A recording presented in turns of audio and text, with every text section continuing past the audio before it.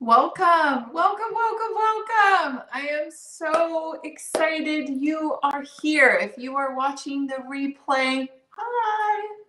Thank you for joining. I want to express the importance of what we're talking about today. So today is 3 simple ways to make self-care a reality even when you're super busy, especially at work or in your business. Why is this so important? Self-care, in my opinion, is a revolutionary act that pays huge dividends. Huge. When you take care of yourself, you role model it to others and you inspire everyone around you to do the same. And think about this. When you take care of yourself, research shows you're more productive, your health is better, and if you're inspiring everyone around you to do the same, I mean, can you imagine how productive we could be, how healthy and happy we would be? We wouldn't have all of these challenges. So let's get to it. How do we make self-care a reality when we're super busy and we're running from thing to thing to thing? Let me know in the comments if that's your reality, that you hit the ground running and before you know it, the day's over, and sometimes you haven't eaten, you haven't had any water, you haven't gone to the bathroom. Let me know in the comments if you relate to that. So the first thing that I'm going to highly recommend is when you're thinking about self-care, put on your curiosity hat. So we're not going to judge or critique. We're going to have our curiosity hat. You're more likely to make changes if you make them from a place of curiosity. Okay, so here we go. 3 things you can do. And let me know in the comments. I'm curious. 1, what it is you do. And 2, what is the most challenging part of taking care of yourself during your workday?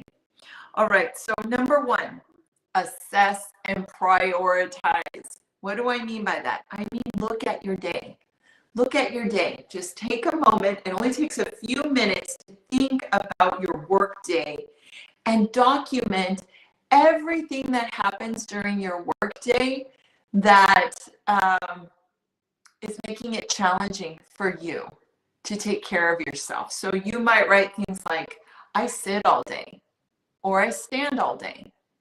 I don't eat, or I snack, or I eat foods that don't help me. Or you might identify, I'm super stressed and I'm not managing that very well. Or I'm not drinking water. Maybe some of the things that are stopping you from doing self-care are maybe you're not eating and you are then snacking. I don't know, only you know. So I invite you to take the time to put pen to paper and look at your workday and write down every single opportunity you have to improve your workday, your self-care.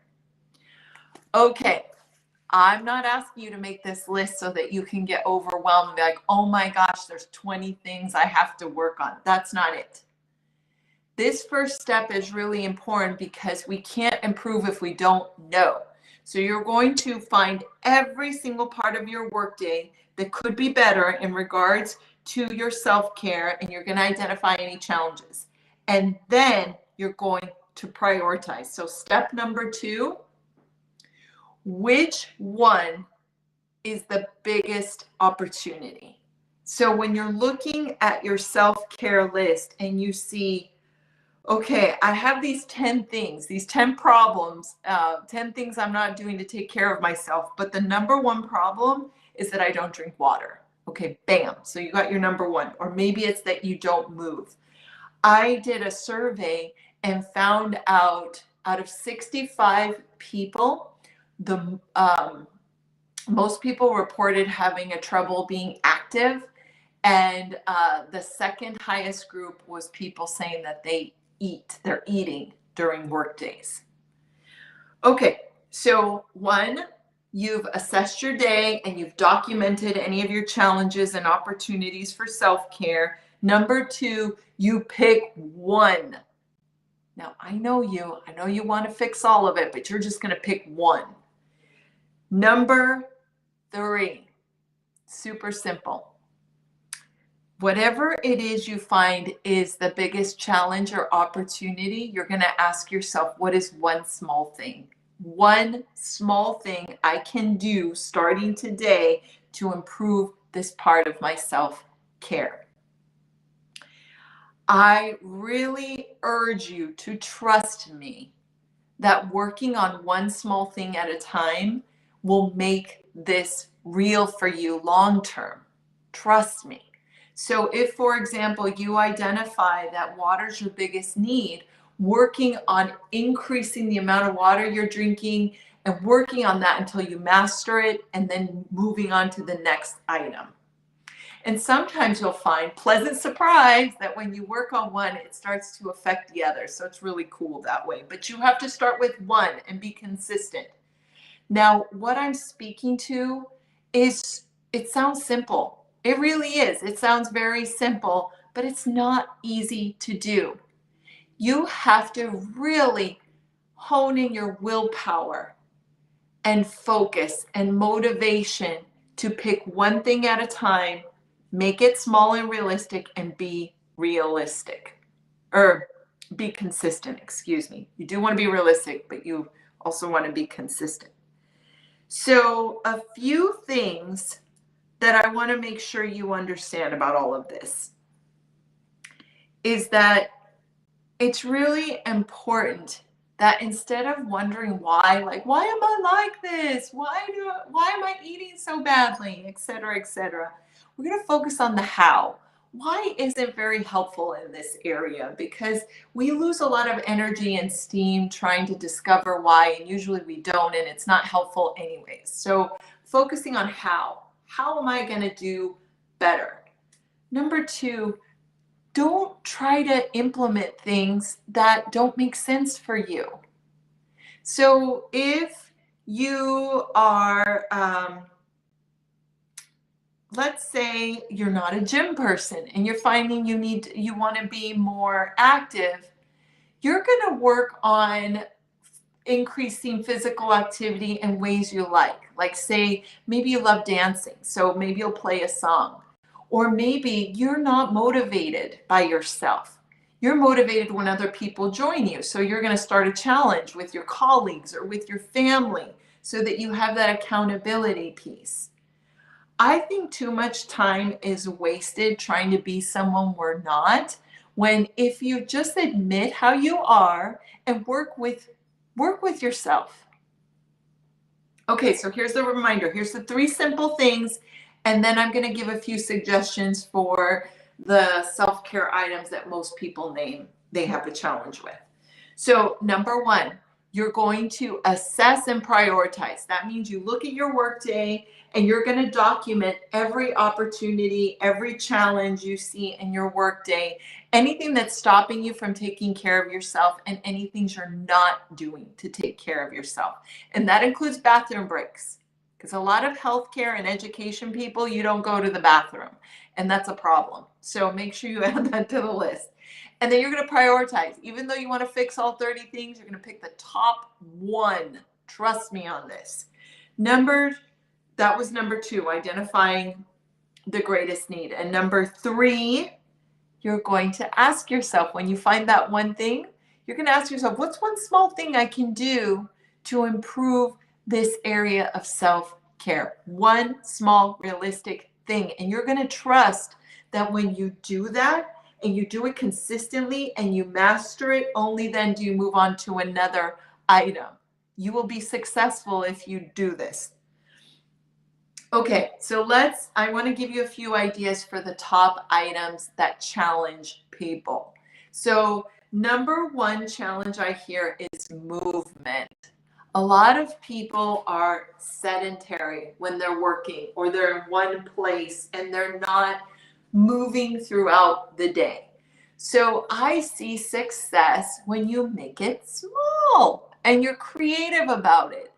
YouTube has some amazing options. One of my favorites is this 4-minute workout video, and I do it in between meetings. I do it whenever I have a cancellation of some sort. Now, let's say you only have 30 seconds. That doesn't mean, oh, I don't have time. That just means I have 30 seconds to do something. So you can do your jumping jacks, your squats. I keep a kettlebell next to my desk and I'll do 10 swings. You do what you can.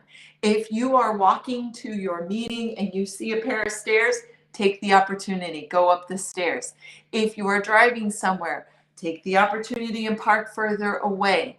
The more you make this a lifestyle, movement a lifestyle, the more successful you'll be. The other challenge I see is water.